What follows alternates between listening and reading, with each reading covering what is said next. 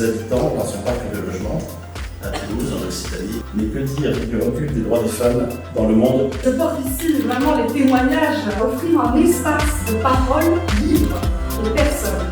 C'est très précieux.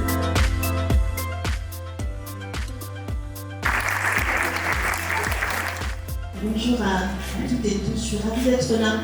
Les informations concernant l'égalité femmes-hommes dans les instances dirigeantes.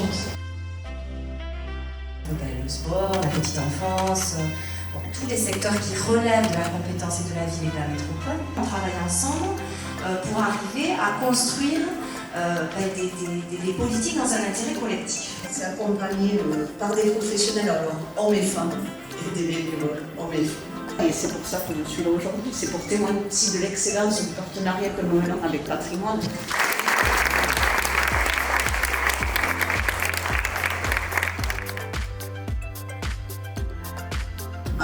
L'éducation, avoir une culture de l'égalité depuis le plus jeune âge, apprendre aux petites filles, aux petits garçons l'essentiel, partager tous ensemble.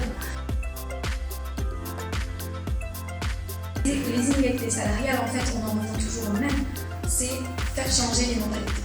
La charge mentale au niveau des personnes âgées, etc. Forcément, ça se retrouve dans l'entreprise.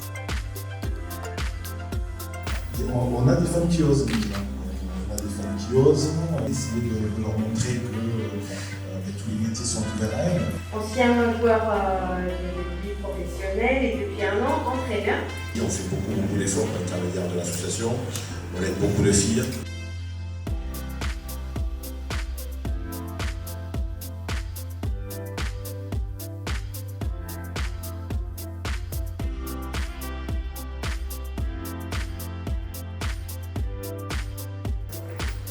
Bonjour à tous, mesdames et messieurs.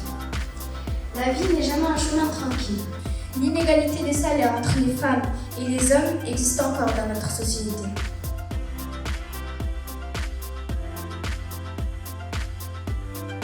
Quand l'école est à proximité, ça aide à créer une lien et à faire sortir les femmes du gisement. Que l'enfant devienne vraiment le premier vecteur social. Ce sont elles qui l'amènent donc à l'école. Une forme de reste à la maison, sois gentil, aide maman et ne sois pas à l'extérieur. J'y ai vu peut-être un épanouissement. Quand j'avais 14 ans, j'étais une jeune fille tout à fait lambda. Du coup, j'étais devenue handicapée, j'étais devenue différente. Je suis rentrée dans un processus d'acceptation du handicap.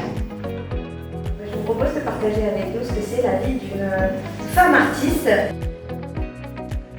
Restauration et peinture murale en église, où là, étonnamment, il y a beaucoup de femmes, dans une grande majorité. Et je suis très très bien acceptée, et je l'ai toujours été. On propose à une femme une évolution de poste. Quand on lui propose un poste, j'ai un adage qui est oser, c'est gagner. Et donc ça, c'est aussi une notion importante. Tout est important. Quelle que soit la chose qu'a vécu un homme ou une femme, il n'y a pas de rivalité homme-femme. C'est probablement d'en tirer la conclusion qu'il faut qu'on travaille plus ensemble, incarnant la transversalité du sujet. On a beaucoup parlé de transversalité.